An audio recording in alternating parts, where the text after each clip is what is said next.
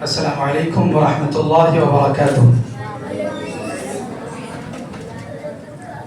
الحمدللہ والصلاة والسلام علی رسول اللہ وبعد۔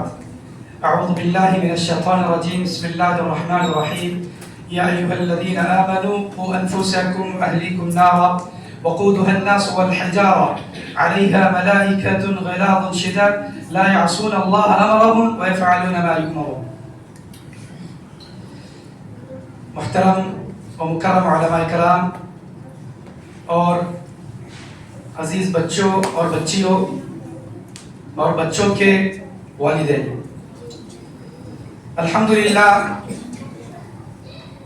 یہ بڑی خوشی کی بات ہے کہ مسجد آسیہ کے اندر ایک ہفتے کا سمر اسلامی کیمپ رکھا گیا ہے اور اس کا آج اختتامی دن اور اختتامی جلسہ ہے۔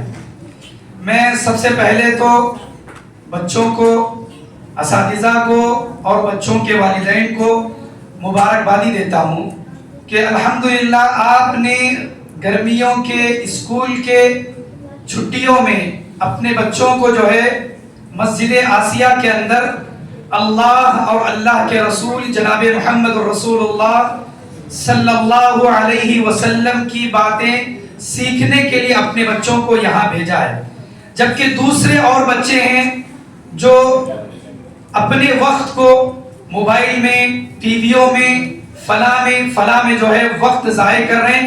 الحمدللہ آپ مبارکباد ہیں۔ اور میں دوسری بات انشاءاللہ ہمارے شیخ تہذیب الاخلاق صاحب سے اجازت کے بعد بچوں سے ایک چھوٹا سا سوال کرنا چاہتا ہوں، اجازت ہے؟ دیکھیے، سب سے پہلے الحمدللہ آپ نے 8 دن، کتنے دن یہاں تعلیم حاصل کیے؟ 8 دن۔ تو آپ سے ایک چھوٹا سا سوال ہے، انشاءاللہ جواب دیں گے؟ انشاءاللہ۔ اچھا، سب سے پہلے کون جواب دیں گے؟ ہاتھ اٹھائی۔ ماشاءاللہ، دیکھیے چھوٹا سا بچہ، اٹھ کے کھڑو بیٹے، سوال کرتا ہوں میں۔ ماشاءاللہ۔ اچھا بیٹے بتاؤ، کیا نام ہے آپ کا؟ احمد۔ ماشاءاللہ، بڑا پیارا نام ہے۔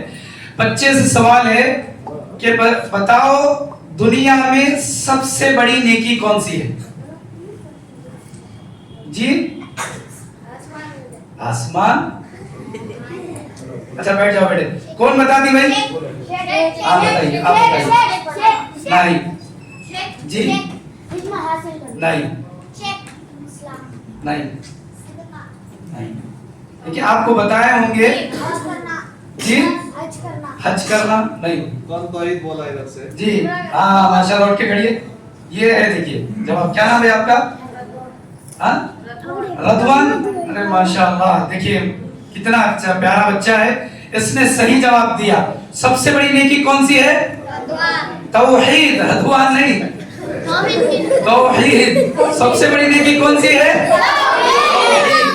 دنیا میں اس سے بڑی نیکی کوئی نہیں ہے۔ توحید کے بعد ہی دوسری نیکیاں ہیں، نماز ہے، روزہ ہے، حج ہے، زکوٰۃ ہے، دوسروں کو معاف کرنا ہے۔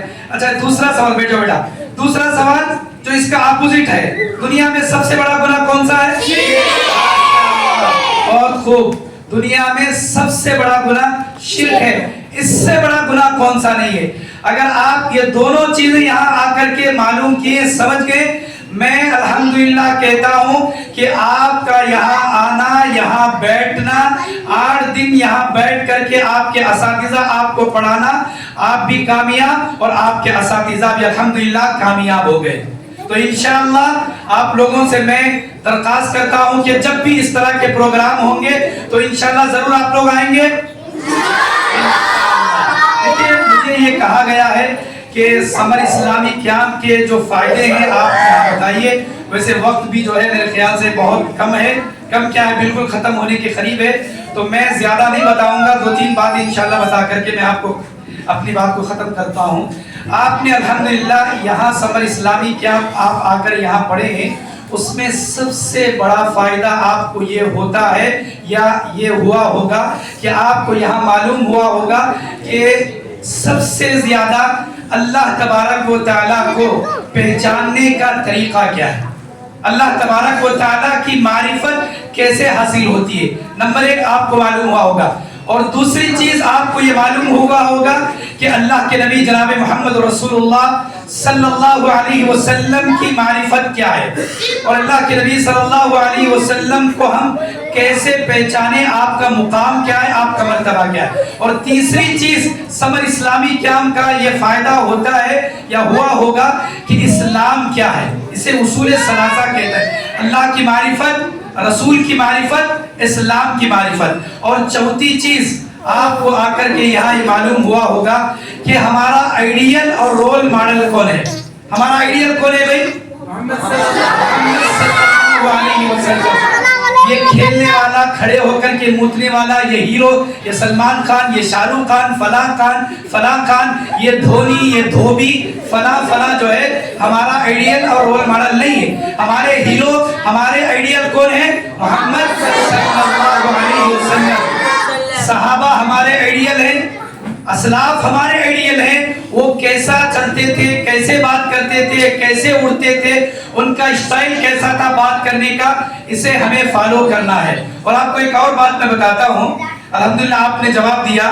ایک اسکالر نے، ایک پروفیسر نے جو ایک بات بتائی، ان کا ایک ویڈیو ہے، انہوں نے کہا کہ میں نے 7 سال سے کم عمر کے بچوں کو 400 بچوں سے میں نے سوال کیا کہ آپ بڑے ہو کر کے کیا بننا چاہتے ہیں، آپ بڑے ہو کر کے کیا بننا چاہتے ہیں. ایک نے کہا کہ میں بڑے ہو کر کے ڈاکٹر بننا چاہتا ہوں، کسی نے کہا انجینئر بننا چاہتا ہوں، کسی نے کہا کہ میں فلاں ہیرو کی طرح بننا چاہتا ہوں، کسی نے کہا کہ میں فلاں ہیروئن کی طرح بننا چاہتی ہوں. ہر ایک نے الگ الگ جواب دیا.